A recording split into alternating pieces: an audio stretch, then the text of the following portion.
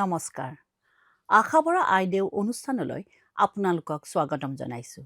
আজি আমি এটা বিশেষ বিষয়ৰ সন্দৰ্ভত আলোচনা কৰিব ওলাইছোঁ, যিটো হয়তো আমি বহু খ্ৰীষ্ট বিশ্বাসী মহিলাই প্ৰশ্ন কৰোঁ যে মই কেনেকৈ নিজৰ অনুভূতিৰ দ্বাৰাই ঈশ্বৰৰ মাতক পৃথকভাৱে চিনিব পাৰিম।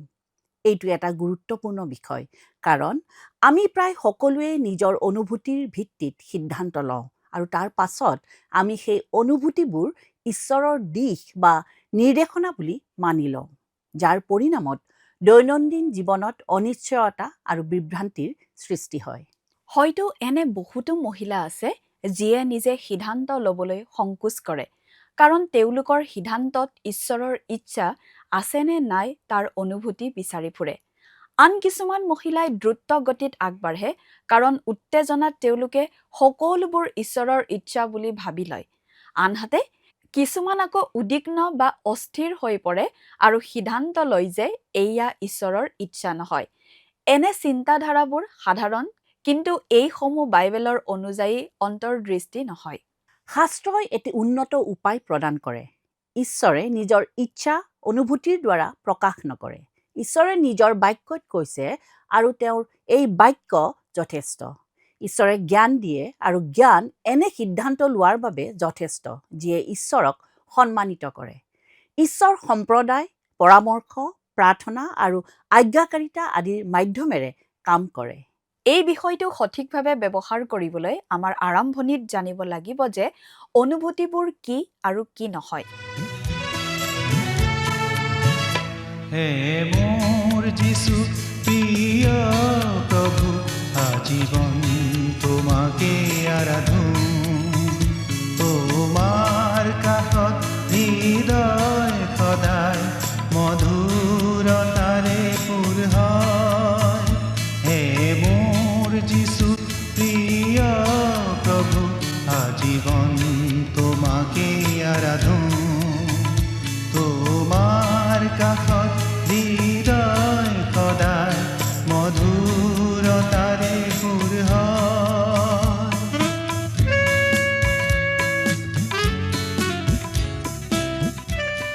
অনুভূতিবোৰ হ'ল হৃদয়ৰ প্ৰতিক্ৰিয়া। সেয়া উৎপন্ন হয় আমি কিদৰে পৰিস্থিতি আৰু সম্পৰ্কসমূহক মূল্যাংকন কৰোঁ।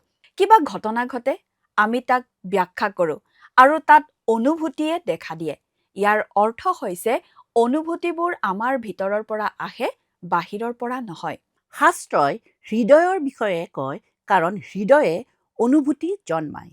হিতুপদেশ 4:23 কয়, ৰক্ষা কৰিবলগীয়া সকলো বস্তুৰ মাজত সকলোতকৈ তোমাৰ হৃদয়ক অধিক যত্নেৰে ৰক্ষা কৰা, কিয়নো তাৰে পৰাই জীৱন উৎপন্ন হয়।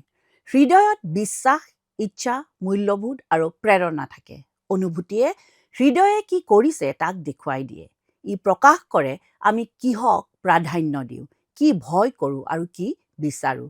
ই ঈশ্বৰৰ কণ্ঠ বা মাতক প্ৰকাশ নকৰায়। জিৰিমিয়া 17:9 কৈছে, মন সকলোতকৈ কপটময় আৰু তাৰ ৰোগ সুস্থ কৰিব নোৱাৰি। কোনে তাক বুজিব পাৰে? যদি অনুভূতি হৃদয়ৰ পৰা আহে আৰু হৃদয়ে বিশ্বাসঘাতকতা কৰিব পাৰে, তেন্তে অনুভূতি বিশ্বাসযোগ্য আধ্যাত্মিক সংকেত হিচাপে ব্যৱহাৰ কৰিব নোৱাৰি। এইকাৰণেই আমি আমাৰ অনুভূতিক ঈশ্বৰৰ ইচ্ছা বুলি গণ্য কৰিব নোৱাৰোঁ।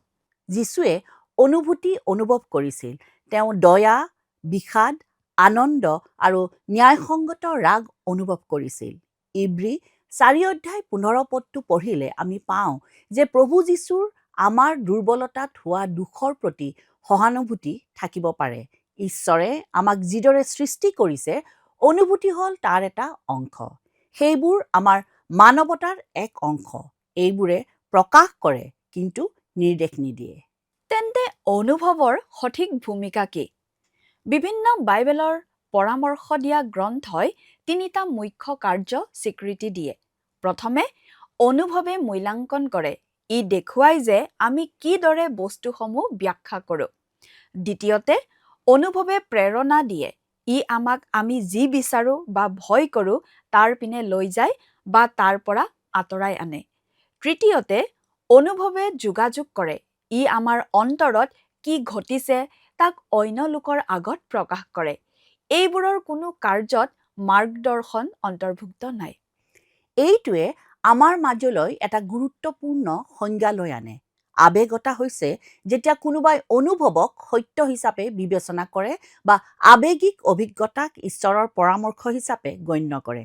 আৱেগ মানে হ'ল যদি মই শান্তি অনুভৱ কৰোঁ তেনেহ'লে ঈশ্বৰে স্বীকৃতি দিছে, আৰু যদি মই ভয় অনুভৱ কৰোঁ তেনেহ'লে ঈশ্বৰে মোক সতৰ্ক কৰিছে। কিন্তু শাস্ত্ৰই কেতিয়াও আমাক সিদ্ধান্ত গ্ৰহণৰ বাবে শান্তি, অস্থিৰতা, উত্তেজনা বা ভয়ক সঁজুলিৰূপে ব্যৱহাৰ কৰিবলৈ শিক্ষা নিদিয়ে।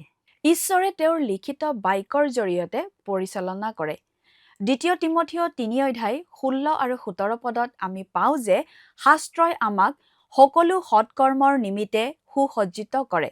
প্ৰতিটো সৎকাৰ্য মানে সিদ্ধান্তসমূহো অন্তৰ্ভুক্ত। গীতমালা ১১৯ নম্বৰ ১০৫ পদত কৈছে, তোমাৰ বাক্য মোৰ ভৰিৰ নিমিত্তে প্ৰদীপস্বৰূপ আৰু মোৰ পথৰ দীপ্তিস্বৰূপ। ঈশ্বৰৰ বাক্যই আজ্ঞা আৰু জ্ঞানৰ বাবে স্পষ্টতা প্ৰদান কৰে। ঈশ্বৰে জ্ঞানৰ মাধ্যমেৰে পৰামৰ্শ দিয়ে। হিতুপদেশ ২:৬ পদত কৈছে, কিয়নো জিহুৱাই প্ৰজ্ঞা দিয়ে, তেওঁৰেই মুখৰ পৰা জ্ঞান আৰু সুবুদ্ধি ওলায়। জ্ঞান অনুভূতিৰ নহয়, জ্ঞান হৈছে ঈশ্বৰৰ সত্যক বাস্তৱ জীৱনৰ পৰিস্থিতিত প্ৰয়োগ কৰাৰ দক্ষতা। জ্ঞানত চিন্তা, পৰামৰ্শ, শাস্ত্ৰপাঠ, প্ৰাৰ্থনা আৰু অভিজ্ঞতা ব্যৱহৃত হয়।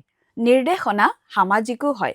হিতুপদে ১১:১৪ পদত কয়, সুশাসনৰ অভাৱত প্ৰজাৰ পতন হয়, কিন্তু মন্ত্ৰীৰ বাহুল্যত প্ৰজাৰ ৰক্ষা হয়। নিৰ্দেশনা একাষৰীয়া কৰিবৰ বাবে নহয়। মূল সিদ্ধান্তসমূহ আমি নিজে নাইবা আমাৰ আভ্যন্তৰীণ প্ৰতিক্ৰিয়াৰ ওপৰত নিৰ্ভৰ কৰি ল'ব নোৱাৰোঁ। ঈশ্বৰে গীৰ্জা আৰু পৰিপক্ক ঈশ্বৰ বিশ্বাসী লোকক ব্যৱহাৰ কৰি আমাক স্পষ্টতাৰে দেখিবলৈ সহায় কৰে। কেইটামান সাধাৰণ বিভ্ৰান্তি আছে যিবোৰ প্ৰায়েই মহিলাৰ জীৱনত দেখা যায়, আৰু আমি ইয়াক স্পষ্টকৈ তালিকা কৰি শাস্ত্ৰাংশৰ সৈতে ব্যাখ্যা কৰিম। প্ৰথম বিভ্ৰান্তিটো হ'ল উল্লাস আৰু আহ্বানৰ মাজত। বহুতো মহিলাই ধৰি লয় যে উল্লাস মানেই আহ্বান, কিন্তু উল্লাস হৈছে ইচ্ছাৰ ওপৰত নিৰ্ভৰশীল। শাস্ত্ৰত আহ্বান চৰিত্ৰ, প্ৰতিভা, সুযোগ আৰু খ্ৰীষ্টৰ পৰা পোৱা স্বীকৃতিৰ মাধ্যমেৰে নিশ্চিত কৰা হয়।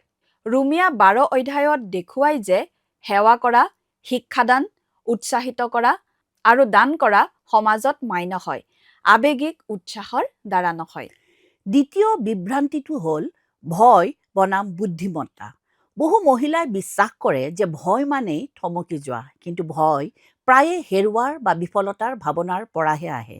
গীতমালা ৫৬ নম্বৰ ৩ পদত কৈছে, যেতিয়াই মোৰ ভয় লাগে তেতিয়াই মই তোমাক ভৰসা কৰিম। শাস্ত্ৰই নকয় যে যেতিয়া মোৰ ভয় লাগে তেতিয়া মই একো নকৰোঁ। ইয়াত কোৱা হৈছে যে ভয় বা সংকটৰ মাজতো ঈশ্বৰৰ ওপৰত ভৰসা ৰাখক। যদিওবা আপোনাৰ শৰীৰে ভয় অনুভৱ কৰে, কেতিয়াবা বুদ্ধিমত্তাৰ প্ৰয়োজন হ'ব পাৰে আগবাঢ়ি যাবলৈ। তৃতীয় বিভ্ৰান্তিটো হ'ল দুখবোধ বনাম দৃঢ় বিশ্বাস। দুখবোধ অস্পষ্ট, সাধাৰণ আৰু গধুৰ হ'ব পাৰে। আত্মাৰ পৰা হোৱা দৃঢ় বিশ্বাস বিশেষ আৰু ই পাপৰ সৈতে সংযুক্ত। যোহন ১৬:৮ পদত কৈছে যে তেওঁ আহি পাপৰ বিষয়ে, ধাৰ্মিকতাৰ বিষয়ে আৰু সুদবিচাৰৰ বিষয়ে জগতক দোষৰ প্ৰমাণ দিব। দৃঢ় বিশ্বাসে অনুতাপ আৰু পুনৰুদ্ধাৰৰ দিশে লৈ যায়। অপৰাধবোধে লাজ আৰু একাকিত্বৰ দিশে নিয়ে। এইবোৰ একে নহয়। চতুৰ্থ বিভ্ৰান্তিটো হ'ল অস্থিৰতা বনাম বন্ধ দুৱাৰসমূহ। বহুতো মহিলাই শান্তিৰ অভাৱক সিদ্ধান্তৰ পৰিসৰ হিচাপে ব্যৱহাৰ কৰে, কিন্তু শাস্ত্ৰ অনুসৰি শান্তি খ্ৰীষ্টৰ সম্পূৰ্ণ কাৰ্যত অৱস্থিত, নিখুঁত পৰিস্থিতি বা নিখুঁত সিদ্ধান্তত নহয়। কলচীয়া ৩:১৪ পদে বিশ্বাসীসকলক কয় যে খ্ৰীষ্টৰ শান্তিয়ে তোমালোকৰ হৃদয়ত কৰ্তৃত্ব কৰক, যাৰ অৰ্থ হৈছে একতা আৰু আজ্ঞা পালন কৰা, কেৱল সিদ্ধান্ত গ্ৰহণ কৰাৰ অনুভৱ নহয়। পঞ্চম বিভ্ৰান্তিটো হ'ল উদ্যম বনাম নেতৃত্ব। উদ্যম দ্ৰুত, ভাবুক আৰু প্ৰতিক্ৰিয়াশীল। আত্মাৰ নেতৃত্বে গুণ উৎপন্ন কৰে। গালাতিয়া ৫:২২ আৰু ২৩ পদত আত্মাৰ ফলবোৰ তালিকাভুক্ত কৰা হৈছে।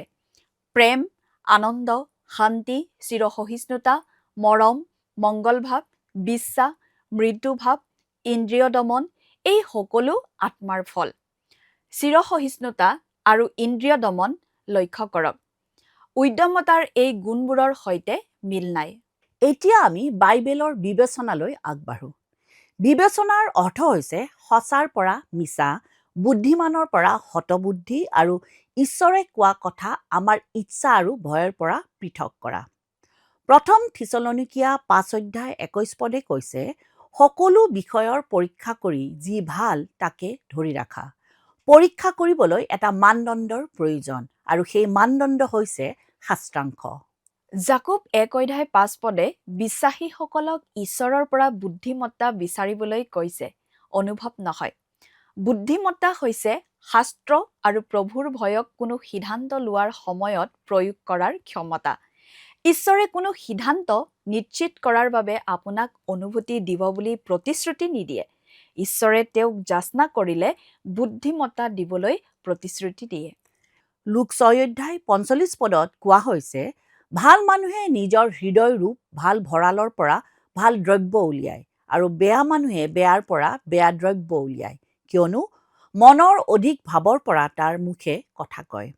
আৱেগ অনুভূতিসমূহ সেই অধিক ভাৱৰ পৰা উদ্ভৱ হয়। ই ভিতৰৰ অৱস্থা প্ৰকাশ কৰে, বাহিৰৰ পৰা ঈশ্বৰে কি কৈছে সেয়া নহয়। আমি এতিয়া বিবেচনাৰ ওপৰত বাইবেল শাস্ত্ৰ তথা শাস্ত্ৰৰ পণ্ডিতসকলৰ দ্বাৰা সমৰ্থিত বাইবেলৰ যুক্তি আগবঢ়াম। প্ৰথম নীতিটো হ'ল শাস্ত্ৰ নীতি।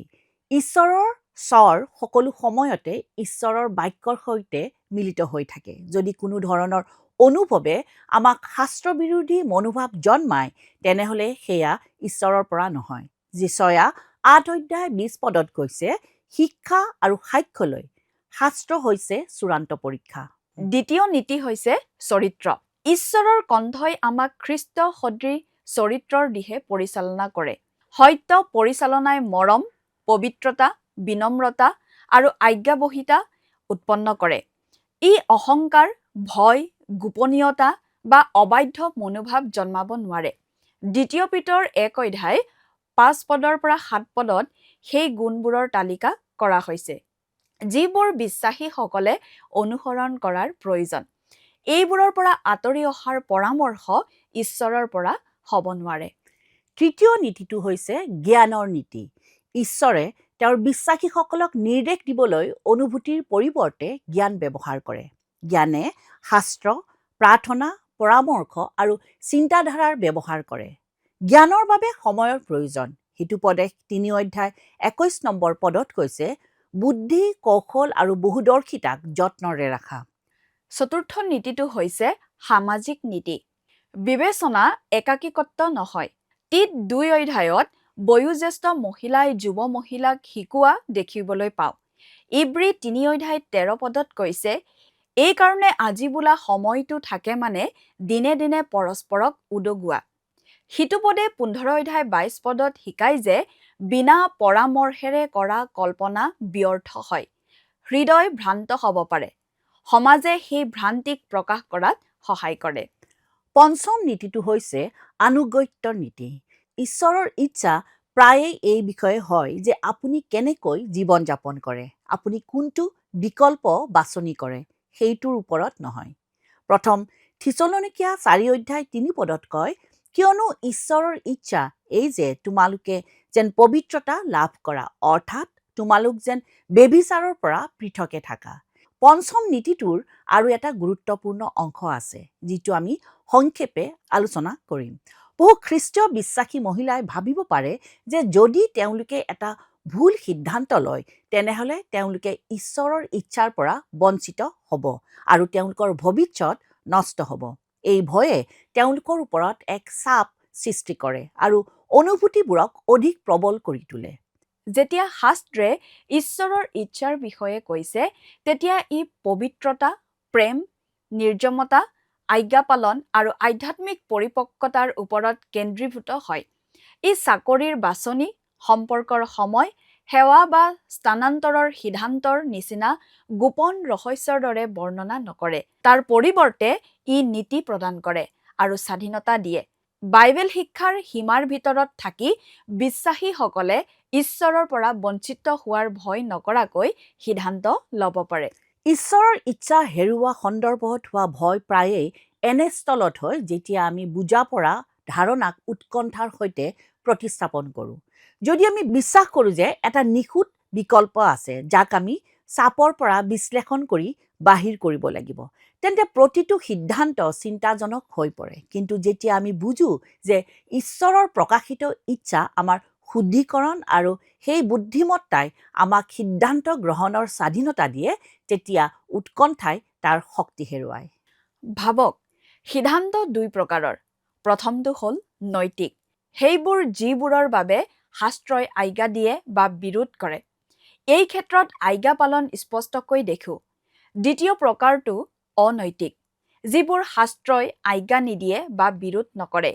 এই ক্ষেত্ৰত শাস্ত্ৰই বুদ্ধিমত্তাৰ বাবে নীতি প্ৰয়োগ কৰে, গোপন উত্তৰ নহয়। নৈতিক সিদ্ধান্তত আমি আজ্ঞা পালন কৰোঁ।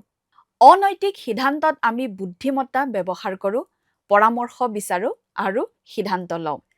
বাইবেলৰ বিচাৰ ক্ষমতা সঁজুলিয়ে আমাৰ অনুভূতিসমূহ বাছনি কৰিবলৈ সহায় কৰে, যাতে আমি সেইবোৰক দেৱত্বমূলক সংকেত হিচাপে গ্ৰহণ নকৰোঁ। এই সঁজুলিসমূহ পৰামৰ্শ সংক্ৰান্ত উৎসসমূহত দেখা যায় আৰু শাস্ত্ৰৰ সৈতে সামঞ্জস্যপূৰ্ণ। প্ৰথম সঁজুলিটি হ'ল মন্থৰ বা ধীৰ হোৱা। অনুভূতি বেগেৰে আহে, জ্ঞান মন্থৰ। হিতোপদেশ 19 অধ্যায় 2 পদত সতৰ্ক কৰে যে যিজনে বেগেৰে যায় তেওঁ পাপত পৰে। অনুভূতি বৃদ্ধি হ'লে কৰ্ম কৰাৰ আগতে আমি থমকি যোৱা উচিত। 2 নম্বৰতে আৱেগৰ নাম দিয়ক। গীতমালাৰ বহুততে ইয়াক উদাহৰণস্বৰূপে দেখা গৈছে। দাউদে কৈছে, মই ক্লান্ত, মই ভয় খাইছোঁ আৰু মোৰ প্ৰাণ চিন্তিত। আৱেগ বা অনুভূতিৰ নামাকৰণত আমাৰ হৃদয় স্পষ্ট হয়। 3 নম্বৰত হৃদয় পৰীক্ষা কৰক। নিজকে প্ৰশ্ন সোধক, মই কি বিচাৰোঁ, মই কি ভয় কৰোঁ, মই কি মূল্যৱান বুলি গণনা কৰোঁ। হিতোপদেশ 20 অধ্যায়ৰ 5 পদত কোৱা হৈছে, মানুহৰ মনৰ কল্পনা গভীৰ জলৰ নিচিনা, কিন্তু বুদ্ধিমানে তাক উলিয়াব পাৰে। 4 নম্বৰত শাস্ত্ৰৰ সৈতে তুলনা কৰক। গীতমালা 119 নম্বৰ 11 পদত কোৱা হৈছে, মই যেন তোমাৰ অহিতে পাপ নকৰোঁ, এই নিমিত্তে মই তোমাৰ বাক্য মোৰ মনত সাঁচিলোঁ। বাক্যই অনুভৱ পৰীক্ষা কৰে। আমি সোধোঁ, এই অনুভৱে মোক আজ্ঞা পালনৰ পিনে নিছে নে আঁতৰাই আনিছে? 5 নম্বৰ হ'ল পৰামৰ্শ লওক। হিতোপদেশ 11 অধ্যায় 14 পদত আৰু 15 অধ্যায় 22 পদত যুক্তিসংগত বাক্যৰ প্ৰয়োজনীয়তা প্ৰকাশ কৰিছে। পৰামৰ্শে আমাক আৱেগিক প্ৰৱণতা আৰু স্ব-প্ৰতাৰণাৰ পৰা ৰক্ষা কৰে। হৃদয়খনক ভিতৰৰ তুলনাত বাহিৰৰ পৰা চাবলৈ সহজ। 6 নম্বৰত ফল পৰ্যবেক্ষণ কৰক। গালাতিয়া 5 অধ্যায়ত আমি আত্মাৰ ফল দেখিবলৈ পাওঁ। আমি প্ৰশ্ন কৰোঁ, যদি মই এই অনুভৱটো অনুসৰণ কৰোঁ, তেন্তে ইয়াৰ পৰা কি ফল উৎপন্ন হ'ব? যদি ফলটো মৰম, আনন্দ, শান্তি, ধৈৰ্য, দয়া, ভাল, বিশ্বাসযোগ্যতা, কোমলতা আৰু আত্মনিয়ন্ত্ৰণৰ সৈতে মিল নাখায়, তেন্তে সেই অনুভৱে আমাক ঈশ্বৰে বিচৰা দিশত লৈ যোৱা নাই। 7 নম্বৰতে অনুভৱৰ বাবে অপেক্ষা নকৰি আজ্ঞা পালন কৰক। যোহন 14 অধ্যায় 15 পদত কৈছে, তোমালোকে যদি মোক প্ৰেম কৰা তেন্তে মোৰ আজ্ঞাবোৰ পালন কৰিবা। মানসিকভাৱে প্ৰস্তুতি থাকক বা নাথাকক, আদেশসমূহ পালন কৰোঁ বা কৰা হয়, অনুভৱ পিছতো কৰিব পাৰি। আমি সকলো শ্ৰেণীৰ বিষয়ে ক'ব নোৱাৰোঁ, কিন্তু কিছু গুৰুত্বপূৰ্ণ শ্ৰেণীৰ ওপৰত চকু দিওঁ হওক। উদাহৰণস্বৰূপে, সম্বন্ধসমূহ বিবেচনা কৰাৰ সময়ত ৰোমান্টিক আকৰ্ষণ, সম্বন্ধীয় ভয়, নিৰাপত্তাহীনতা আৰু একাকিত্ব এক শক্তিশালী অনুভূতি। কিন্তু শাস্ত্ৰই চৰিত্ৰ, পবিত্ৰতা, পৰস্পৰৰ বিশ্বাস আৰু সমাজৰ দায়বদ্ধতাৰ দ্বাৰা সম্বন্ধসমূহক সম্বোধন কৰে। অনুভূতিয়ে শাস্ত্ৰৰ মানদণ্ডক অতিক্ৰম কৰিব নোৱাৰে।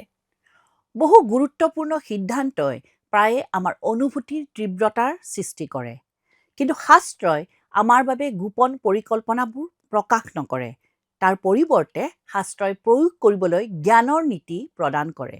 জ্ঞানৰ সীমাৰ ভিতৰত বিশ্বাসীসকলৰ ঈশ্বৰৰ ইচ্ছা হেৰুওৱাৰ ভয় নোহোৱাকৈ সিদ্ধান্ত লোৱাৰ স্বাধীনতা থাকে। হয়, আমাৰ কঠিন সময়বোৰত দুখ, বিলাপ, ভয় আৰু সন্দেহ জাগি উঠে। কিন্তু শাস্ত্ৰই আমাৰ বাবে কষ্টৰ ব্যাখ্যা প্ৰদান কৰে। গীতমালা ৩৪ নম্বৰ ১৮ পদত কয়, জিহুৱা ভগ্ন চিত্তীয়াবিলাকৰ ওচৰ, খেদিত মন হোৱাবিলাকক তেওঁ পৰিত্ৰাণ কৰে।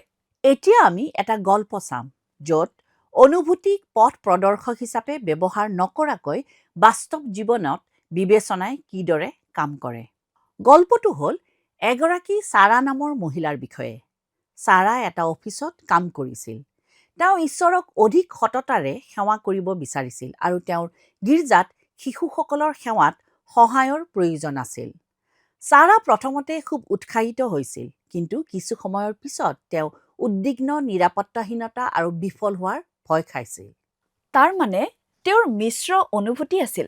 হয়, তেওঁ শান্তিৰ বাবে প্ৰাৰ্থনা কৰিছিল, কিন্তু শান্তি নাপালে। তেওঁৰ যি অনুভূতি সেয়া স্থিৰ হোৱা নাছিল। তেওঁ এটা শক্তিশালী অনুভূতিৰ বাবে অপেক্ষা কৰিছিল, যিয়ে তেওঁক জনাব যে ঈশ্বৰে তেওঁৰ পৰা কি বিচাৰিছে, কিন্তু কোনো অনুভূতি নাহিল। তেওঁ আটক হৈ পৰা আৰু বিভ্ৰান্ত যেন অনুভৱ কৰিছিল। তেওঁ ইয়াৰ পিছত কি কৰিছিল? ছাৰাই তেওঁৰ গীৰ্জাৰ এগৰাকী বয়সস্থ মহিলাৰ সৈতে কথা পাতিছিল। ৰাগ, ভয়, বিষাদ আৰু অস্বস্তি উৎপন্ন কৰে। কিন্তু শাস্ত্ৰই ক্ষমা, সততা, নম্ৰতা আৰু পুনৰ মিলনৰ আদেশ দিয়ে। বৃদ্ধা মহিলাগৰাকীয়ে ক'লে, ছাৰা, অনুভূতিবোৰ বাস্তৱ, কিন্তু সেইবোৰ তোমাৰ পথ প্ৰদৰ্শক নহয়। ঈশ্বৰে ইতিমধ্যেই তেওঁৰ বাক্যত কৈছে। তেওঁ ছাৰাক মনত পেলাই দিছিল যে শাস্ত্ৰই বিশ্বাসীসকলক তেওঁলোকৰ উপহাৰবোৰ সেৱা কৰিবলৈ, প্ৰেম কৰিবলৈ আৰু ব্যৱহাৰ কৰিবলৈ আহ্বান জনায়। ই ছাৰাক কেনেদৰে সহায় কৰিছিল বাৰু? বৃদ্ধা মহিলাগৰাকীয়ে ছাৰাক সৰল প্ৰশ্ন সুধিছিল। এই সুযোগে শাস্ত্ৰৰ কোনো আদেশ ভংগ কৰে নেকি? ছাৰাই ক'লে, নকৰে। তোমাৰ জীৱনৰ কালৰ বাবে এয়া বুদ্ধিমানৰ নে? ছাৰাই হয় বুলি ক'লে। ই গীৰ্জা গঢ়ি তুলিবনে? ছাৰাই হয় বুলি ক'লে। আনে তোমাক ইয়াক বিবেচনা কৰিবলৈ উৎসাহিত কৰিছেনে? ছাৰাই আকৌ হয় বুলিয়েই ক'লে। তেতিয়া বৃদ্ধা মহিলাগৰাকীয়ে ক'লে, তুমি নিখুঁত অনুভূতিৰ বাবে অপেক্ষা নকৰাকৈ আজ্ঞা পালন কৰিবলৈ স্বাধীন। ছাৰাই কি কৰিছিল বাৰু? ছাৰাই শান্তি নহয়, পৰিষ্কাৰতা অনুভৱ কৰিছিল। তেওঁ নিজৰ বিফল হোৱাৰ আৰু ন্যায় বিচাৰৰ ভয় চিনিব পাৰিছিল। তেওঁ আনুগত্য কৰিছিল আৰু সেৱা কৰিবলৈ মান্তি হৈছিল। তেওঁৰ হাতবোৰ কঁপিছিল, কিন্তু তেওঁ অনুভূতিৰ নিশ্চয়তা অবিহনে আজ্ঞা পালন কৰিছিল। সময়ৰ সৈতে ভয় কমিল আৰু আনন্দ বৃদ্ধি হ'ল। পাছত তেওঁ কৈছিল, মই শান্তিয়ে পথ দেখুৱাব বুলি অপেক্ষা কৰিছিলোঁ, কিন্তু ঈশ্বৰে আজ্ঞা পালনৰ জৰিয়তে মোক পথ দেখুৱাবলৈ বিচাৰিছিল। শান্তি পাছত আহিল। সেই গল্পই বুজাই দিয়ে পৰিষ্কাৰ চিন্তা আৰু অনুভূতিৰ মাজৰ পাৰ্থক্য। ছাৰাই অনুভূতিৰ বাবে অপেক্ষা নকৰি শাস্ত্ৰ আৰু জ্ঞান ব্যৱহাৰ কৰিছিল। ফল হৈছে আনুগত্য, ব্যৰ্থতা নহয়। ই হৈছে এটা ধাৰা। শাস্ত্ৰই মহিলাসকলক অনুসৰণ কৰিবলৈ আহ্বান কৰে। এতিয়া আমি এই মহিলাসকলৰ বাবে বৰ্ণিত শাস্ত্ৰভিত্তিক প্ৰয়োগৰ সৈতে শেষ কৰিম, যিসকলে দৈনন্দিন জীৱনত এইটো পালন কৰিব বিচাৰে। প্ৰয়োগ ১, শাস্ত্ৰক আপোনাৰ কৰ্তৃত্ব হিচাপে গণ্য কৰক। ইব্ৰী 4:12 পদত পাওঁ, কিয়নো ঈশ্বৰৰ বাক্য জীয়া, কাৰ্যসাধক আৰু আটাই দুধৰীয়া তৰোৱালতকৈও চোকা। প্ৰাণ আৰু আত্মা, গাঁঠি আৰু মজ্জা, এই সকলোকে ভেদ কৰালৈকে বিন্ধোতা আৰু মনৰ ভাৱনা আৰু অভিপ্ৰায়কো চিনোতা। শাস্ত্ৰই অনুভূতি পৰীক্ষা কৰে, অনুভূতিয়ে শাস্ত্ৰক পৰীক্ষা নকৰে। দ্বিতীয় প্ৰয়োগটো হ'ল অনুভূতিক প্ৰাৰ্থনাত ঈশ্বৰৰ কাষলৈ আনক। গীতমালাত আমি বহু বিশ্বাসীক ভয়, ৰোষ, দুখ আৰু বিভ্ৰান্তি ঈশ্বৰৰ আগত প্ৰকাশ কৰা দেখা পাওঁ। গীতমালা ৬২ নম্বৰৰ ৮ পদত পাওঁ, হে লোকবিলাক, তোমালোকে সদায় তেওঁত নিৰ্ভৰ কৰা। তোমালোকৰ সমুদায় মনৰ কথা তেওঁৰ আগত ভাঙি কোৱা, ঈশ্বৰেই আমাৰ আশ্ৰয়। তৃতীয় প্ৰয়োগ, প্ৰভাৱ পেলোৱাৰ পৰিৱৰ্তে জ্ঞান বিচৰা।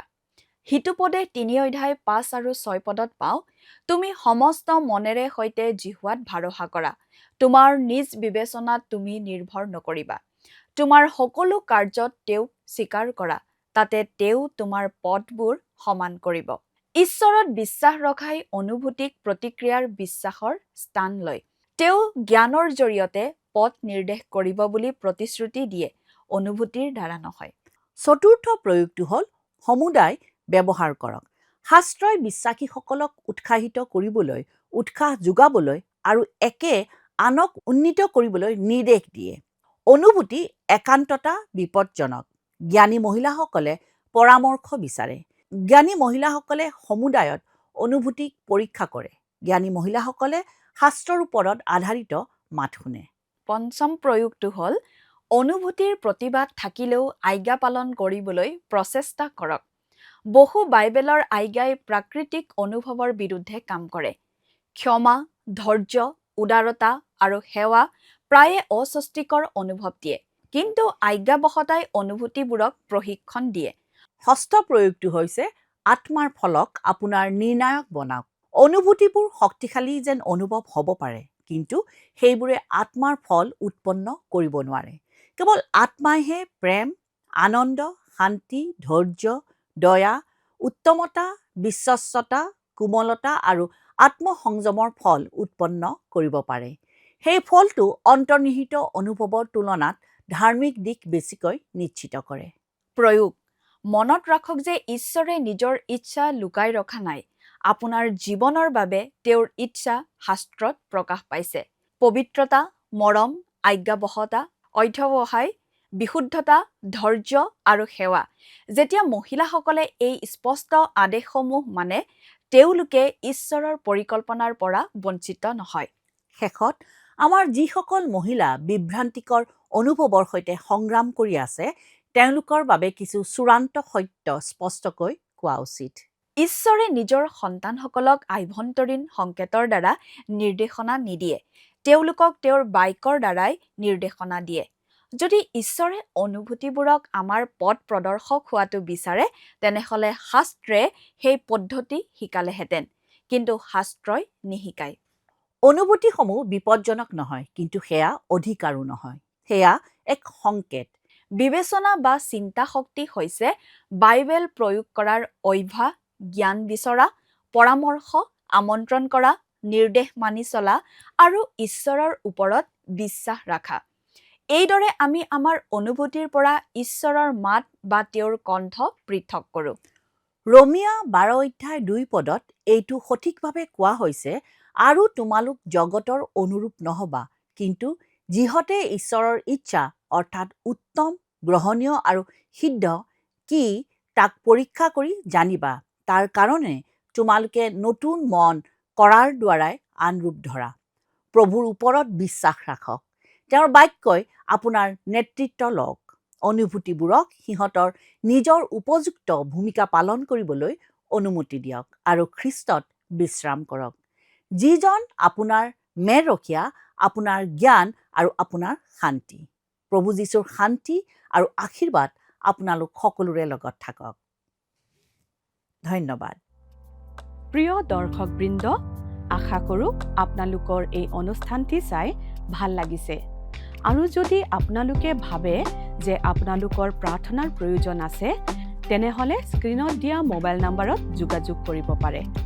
আৰু যদি আপোনালোকে এই অনুষ্ঠানটিৰ পৰা উপকৃত হৈছে, তেন্তে অনুগ্ৰহ কৰি আমাক 04449081 নম্বৰত মিছড কল দিয়ক। আমি প্ৰতিজন মিছ কল দাতাৰ পৰা এজনকৈ দৰ্শক বাছি ল'ম আৰু সেই দৰ্শকৰ নাম আমাৰ অনুষ্ঠানত প্ৰকাশ কৰা হ'ব আৰু এটি উপহাৰ প্ৰেৰণ কৰা হ'ব। মই নাম্বাৰটো আকৌ এবাৰ কৈ দিছোঁ, 04449081 251।